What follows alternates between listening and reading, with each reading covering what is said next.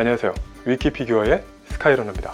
요즘은 영화도 많이 연기되고 또 피규어도 배송이 많이 늦춰지고 있는데요. 그런 와중에 다시 마블뽕을 채워줄 수 있을 만한 신작 피규어, 바로 아이언 스튜디오 어벤져스 엔드게임 버전의 쿼터 스케일 캡틴 아메리카입니다. 사실 저는 최고의 캡틴 아메리카 피규어로 바로 이 아이언 스튜디오 에이지 오브 울트론 버전을 꼽곤 했는데요. 기존의 캡틴을 넘어설 수 있는 완성도 있는 제품으로 탄생했는지 도전해보겠습니다. 도전하려면 챔피언이 있어야겠죠.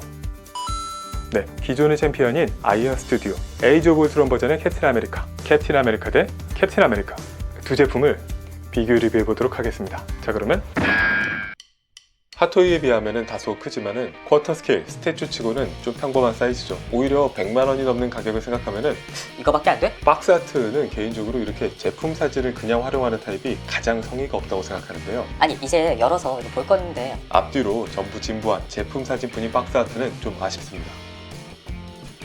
보자마자 한숨이.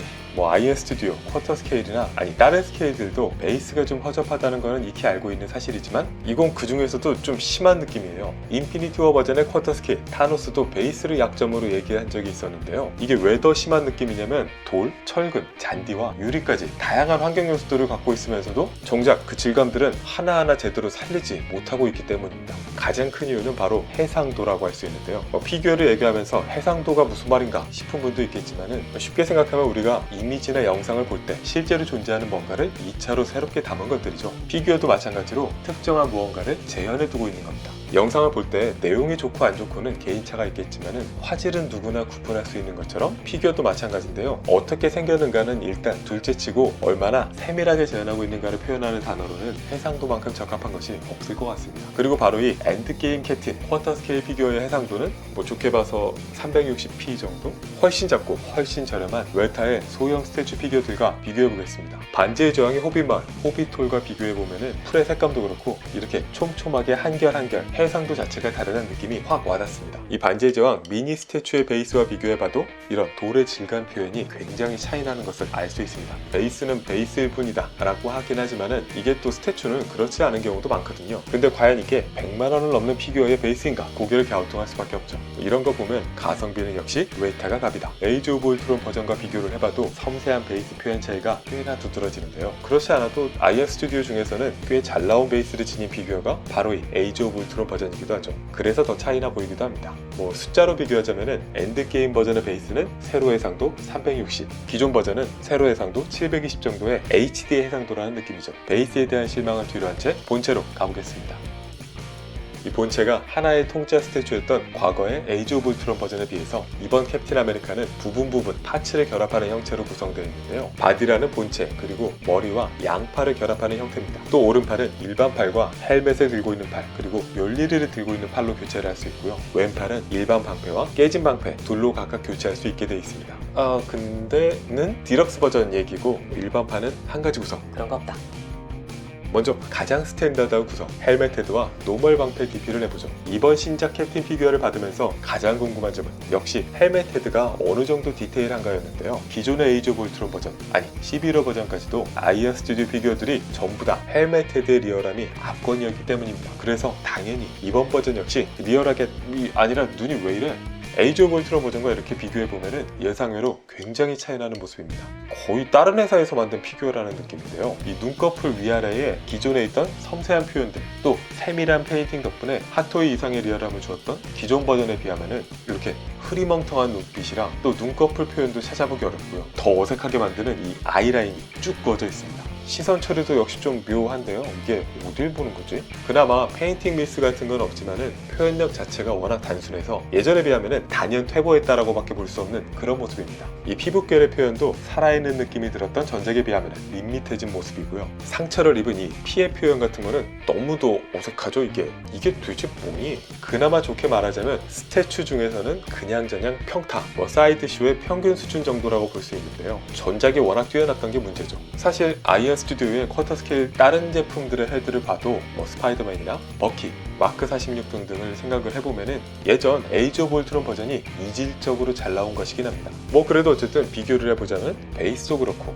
헤드도 심각한 퇴보라고 할 수 있죠. 이 바디의 섬세한 의상 표현은 여전한 IN 스튜디오의 장점이라고 할 수 있는데요. 주름이나 수트의 재질 표현 이런 쪽들의 볼거리가 나름대로 꽤 있어서 합격선이라고 볼 수 있습니다. 근데 이것도 전작과 비교해서 무엇이 더 낫냐, 어떤 게 더 촘촘하게 만들어져 있냐를 직접 따져보면은 이렇게 비교를 해보면은 역시 전작이 낫습니다. 뭐 이 의상 결의 세밀함이 마찬가지로 앞서의 표현을 빌려보자면은 해상도가 더 높다는 느낌이죠. 그나마 다행인 건 베이스처럼 많이 차이 나는 것은 아니고 둘 다 HD 해상도는 넘는데 그 안에서 차이 나는 정도라고 할 수 있겠습니다. 근데 이 머리 크기는 비슷했던 것에 비해서 팔의 크기는 왠지 좀 얇은데요. 전체적인 프로포션을 보면은 이번에 캡틴 아메리카 엔드게임 버전이 상대적으로 조금 왜소한 모습입니다. 팔의 두께도 그렇고 이 어깨의 너비, 이건 포징 차이도 있지만은 전체적으로 왠지 좀 작다는 느낌이 드는데요. 뭐 그래도 다행인 건 둘 모두 어떤 쪽이 어색하다라는 느낌은 들지 않는다는 점입니다. 다만 기존작이 다른 쿼터 스케일보다 조금 더 사이즈가 커 보였던 것에 비해서 뭐 이번에는 딱 정상적인 쿼터 스케일이라는 느낌이 들어요. 구성이나 포징 자체는 충분히 차별적이고 매력이 있습니다. 오히려 무난하다라는 쪽에서는 이쪽이 더 낫다고 볼 수도 있죠. 전작이 좀 유니크하고 단독으로도 멋진 인상이라면 이번 신작은 질리지 않는 꾸준함의 강점이 있다고 볼 수 있겠습니다. 개인적으로 포징은 이번 포징이 더 좋아요. 베이스와의 일체감도 있고 또 절망적이지만 한편으로는 희망이 담긴 그런 스토리와의 결합, 구성들이 좀 전체적으로 마음에 듭니다. 페인팅은 큰 미스 같은 건 없지만은 또 그렇다고 뭐 뛰어나다 하기도 좀 뭐한데요. 특히 이 웨더링 효과가 분명 들어있긴 들어있는데 좀 너무 소심합니다. 자세히 보면 자연스럽게 들어있는데 들어있는데 너무 자연스러워서 들어있는지 모르겠다. 그냥 먼지 표현 뿐인 것이 아니라 좀 땀에 찌든 느낌이 들기도 하는데요. 뭐 너무 자연스러워서 이건 좋게 말한 거고 너무 대충 표현해서 눈에 확 띄지가 좀 않는 편이죠. 사실 보면 이 헤드의 얼굴 부분에도 더럽힌 표현이 있긴 한데요. 이것도 역시 있는 둥 마는 둥 하기 때문에 좀 티가 나지 않습니다. 이 방패의 웨더링 표현 좀 많이 에러다라고 할 수 있는데요. 프로토타입 때부터 그렇게 보이긴 했지만은 지나치게 인위적으로 이 중앙에서 외곽으로 팩이 쫙쫙 그어진 이 모습이 야 이럴 거면 그냥 하지마. 비슷한 웨더링이 헬멧에서도 볼 수 있는데요. 이것도 역시 좌우로 정직하게 이렇게 쫙쫙 그어진 웨더링 페인팅들이 앞에서부터 뒤쪽까지 이렇게 쭉 한결같은 모습이 좀 어색하죠. 아까도 얘기했지만은 100만 원이 넘잖아. 이러면 안 되지. 또 이 방패의 컬러가 지나치게 밝은 느낌이 듭니다. 원작에서도 그랬나? 전작에 또 워낙 묵직한 색감인 부분이 있어가지고 이번에 방패가 좀 더 지나치게 가벼워 보이기도 합니다. 그리고 웨더링인데 또 광택은 또 왜 들어있는지 모르겠고 크기는 본체와는 다르게 또 이번 버전의 방패가 더 크기도 하죠. 뭐 그래서 앞에서 볼 때도 이 방패 문양을 볼 수 있게 되는 건 좋은데 이게 묘하게 몸에 너무 가까이 붙어 있어서 오히려 감상을 방해하는 것 같다 이런 느낌도 좀 듭니다. 이번 엔드게임 버전만의 장점은 바로 이전에는 볼 수 없었던 언마스크 헤드가 포함되어 있다는 점이죠. 일단 이 언마스크 헤드의 디테일 자체는 헬멧 헤드의 연장선상에 있다고 볼 수 있겠습니다. 별로라는 얘기죠. 전체적으로 표현력이 좀 단순하고 특히 얼굴이랑 헤어의 연결 라인이 너무 정직한 일자투성이라는 느낌이에요. 사실 이 아래의 칼라 쪽도 그렇고 뭐 1대6 스케일 수준도 안 되고 6인치 정도 스케일 수준이라는 느낌인데요. 일각에서는 아이언 스튜디오의 쿼터 스케일이 1대10 스케일의 표현력에서 크기만 뻥튀기 한 정도다. 뭐 저는 사실 이 말에 그렇게 동의하는 편은 아닌데요. 이번에 엔드게임 쿼터 스케일에 대해서만큼은 굉장히 동의하고 싶습니다. 특히 이 베이스와 이 언마스크 헤드만큼은 정말 그런 것 같아요. 그런데 또 한편 다행인 부분은 배우인 크리스 에반스 특유의 인상, 특히 엔드게임에서 조금 나이든 그런 올백머리 모습이었는데요. 그런 거는 또 나름 잘 담고 있다는 점이 있습니다. 사실 이 피규어를 구매한 많은 분들이 헬멧 헤드 쪽을 좀 더 선호하는 분위기가 있는데 저는 오히려 이 언마스크 헤드 쪽이 바로 이런 이유 때문에 좀 더 마음에 듭니다. 살짝 주름이 담긴 이마 표현도 나이스. 억지로 미화하지 않은 점이 참 좋아요. 이런 거는 핫토이도 좀 따라줬으면 좋겠는데 말이죠. 헬멧을 자연스럽게 들고 있는 손, 뭐 헬멧은 가죽 같은 게 아니라 100% 조형으로 이루어져 있습니다. 앞서의 그냥 주먹팔에 비해서 이제 슬슬 풍성함이 느껴지는데요. 여기에다가 깨진 방패 DP까지 더해지면은 정말 이야기가 완성되기 시작하죠. 전부 다 쓰러진 절망적인 상황에서도 굴하지 않고 일어나던 캡틴 아메리카. 저는 이 장면이 이 토르의 망치를 들어올리던 순간보다도 더 인상적이었는데요. 바로 그 시점에 이 캐릭터의 감정을 다시 한번 눈앞에서 생생하게 감상할 수 있게 됩니다. 뭐 그래서 개인적으로는 디테일이고 뭐고 다 떠나서 바로 이 제품을 구매했던 이유, 어벤져스의 양대 축 중 하나인 캡틴 아메리카, 그의 모든 장면 중에서도 가장 극적인 순간을 피규어로 다시 한번 생생하게 만나볼 수 있다 라는 점이 빛을 발하는 순간입니다. 뭐 헤드가 좀 그렇다, 디테일도 좀 기대 이하다 라고 하지만은 원하던 그림만큼은 일단 딱 보여주고 있죠. 깨진 방패 쪽은 이 잘 맞춰보면 퍼즐 조각에 잘 맞는 이 의외의 섬세함도 좀 있는데요. 다만 이런 감동에 또 찬물을 끼얹는 이 깨진 부위의 디테일, 이런 부분들이 그냥 은색으로 밋밋하게 처리돼 있어서 좀 아쉽습니다. 토르의 망치인 묠리를 들어올리면서 고결함을 증명했던 엔드게임의 캡틴 아메리카, 바로 그 토르의 망치가 마지막 구성이라고 할 수 있는데요. 여타 해외 리뷰에서도 아쉬운 점으로 시작했던 이 묠리르의 참을 수 없는 가벼움. 가볍습니다. 뭐 가벼운데 굳이 자주 만지고 또 갖고 노는 액션 피규어는 아니니까 다이캐스트의 묵직함이 담길 필요까지는 없다라는 생각인데, 이게 또 비교가 돼서 미안하지만은 웨타의 경우는 검이나 무기 같은 부분을 실제 스틸 재질로 만들어 두기도 했었죠. 뭐 역시 웨타가 뭐 어쨌든 다이캐스트 금속이었으면 좋았겠지만은 뭐 그게 아니라고 해도 그렇게까지 마이너스 포인트는 될 건 아니다 라는 생각이 듭니다. 디테일 자체는 충분히 잘 만들어져 있고 문자 하나 등등이 보이시죠. 또 이 손잡이 끝 부분은 가죽으로 잘 처리하고 있기도 하니까요. 묠리르와 이 깨진 방패, 그리고 데미지 입은 헬멧 헤드까지 하면은 아마도 이 제품의 최종 DP로 많이들 선택하실 바로 그 모습입니다. 무기와 방패라는 양팔의 밸런스도 좋고, 또 신의 힘을 빌어서 가장 강력해진 캡틴 아메리카, 원작의 카리스마도 느껴지죠. 하지만 헬멧 헤드는 역시 이 참을 수 없는 표정의 흐리멍텅함, 게다가 이 데미지 표현이 계속 거슬려서 저는 여전히 언마스크와 헬멧 팔의 구성이 좀 더 마음에 듭니다.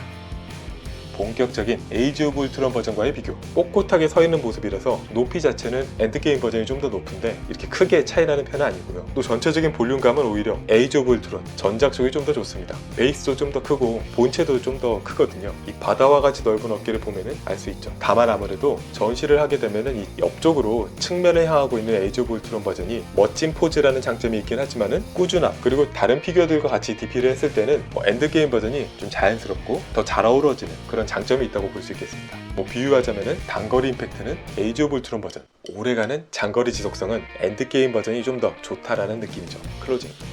자, 마지막 버전의 캡틴 아메리카, 여기에다가 존재감 있는 쿼터 스케일, 또 최고의 캡틴 아메리카 피규어를 만들어냈던 아이언 스튜디오의 신작, 정말 여러 측면에서 기대할 수밖에 없었던 그런 요소들이 모여서 출시된 아이언 스튜디오 1:4 쿼터 스케일의 어벤져스 엔드게임 캡틴 아메리카 피규어. 아쉽게도 디테일에 있어서라면은 전작에 비해서 다운그레이드 되었는데요. 베이스의 해상도는 특히 처참할 정도라고 할 수 있고, 헤드도 역시 대폭 퇴보했습니다. 특유의 장점이었던 의상의 질감이나 주름 표현의 세밀함도 전작만큼은 못한 모습이죠. 전체적인 색감, 페인팅 부분 역시도 부족한 부분들이 느껴집니다. 하지만 디테일은 부족할지언정 배우의 인상은 잘 담고 있는 언마스크 헤드의 존재, 그리고 어찌됐든 영화 어벤져스 엔드게임에서 인상 깊었던 이 캡틴 아메리카의 모습을 여러모로 잘 담고 있는 구성들, 원작의 그 장면을 떠올리게 해줌으로써 그 즐거움을 지속 가능하게 해준다. 캐릭터 상품, 피규어에게 가장 기본적인 명제에 대해서는 정확하게 잘 부합하는 모습이죠. 어찌되었든 전작인 에이지 오브 울트론 버전은 가장 잘 만든 캡틴 아메리카는 될 수 있을지언정 엔드게임 버전의 캡틴 아메리카는 절대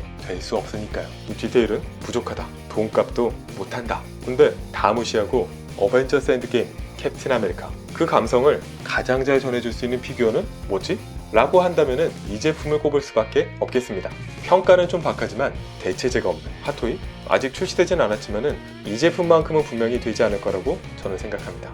이 또한 앞으로의 비교 리뷰를 통해서 확인드릴 것을 약속드리면서 아이언 스튜디오 1:4 쿼터 스케일 어벤져스 엔드게임 캡틴 아메리카였습니다.